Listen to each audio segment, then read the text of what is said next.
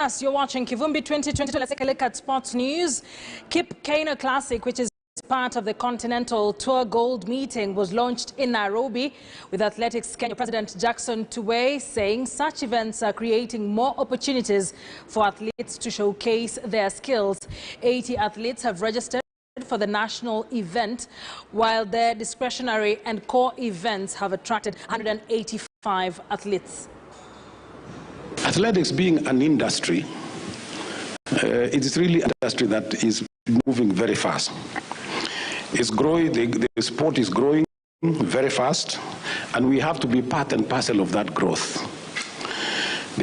Because we need to get more opportunities for our athletes, more opportunities for competitions, more opportunities for the organizers to get themselves organized and understand the rules and regulations of the sport.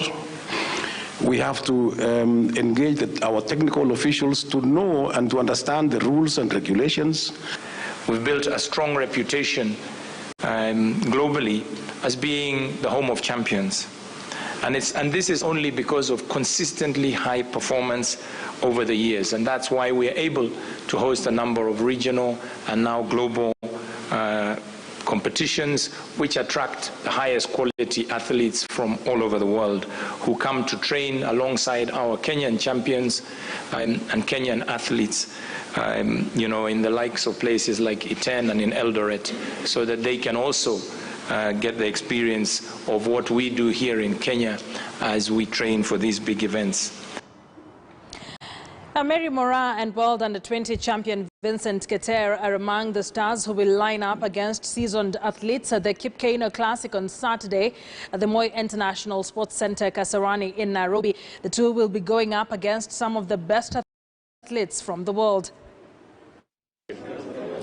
Vile nimekuwa nikijiandaa kwa mazoezi, nimetrain vizuri, nimekimbia hii season, imekuwa refu hata kama imekuwa na pandemic imekuwa ikitu affect, but we thank God tuko vizuri, tumetrain vizuri, ametupea afya mzuri, tuko ready, tunangoja hii event on Saturday.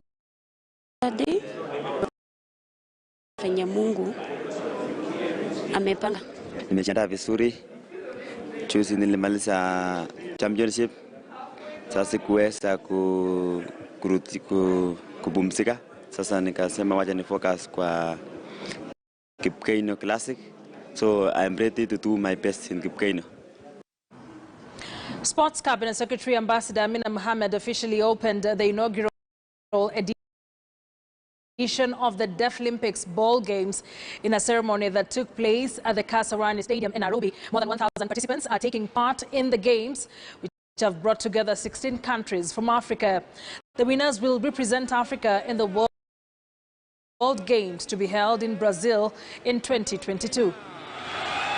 We've been left behind.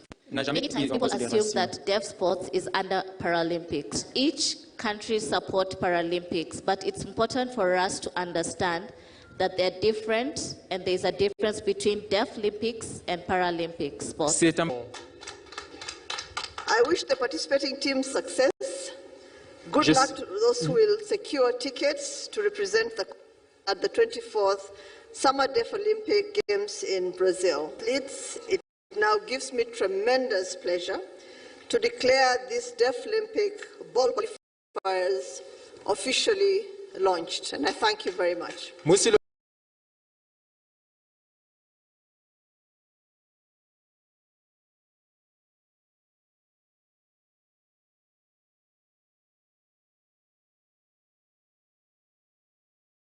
Président, les chefs, l'équipe, ça me donne plaisir de déclarer.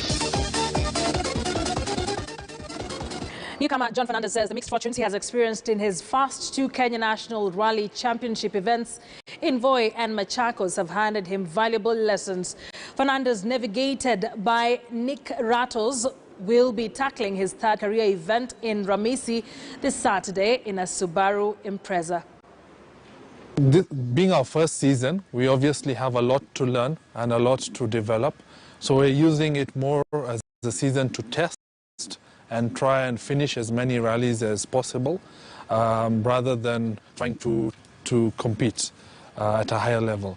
This is also an entry-level vehicle, so it runs in the two-wheel drive class. So it's not as powerful as some of the other vehicles, and we need to learn to drive it, but it's good for learning to drive and handling as from a starting perspective. My driver seems to be performing well. He's handling the car well, and it's been a learning curve. So I've been reading out the notes, and we seem to be gelling now much better than we were in the initial stages. But we're coming out strong. So far, we're performing well. Our first rally was the boy rally.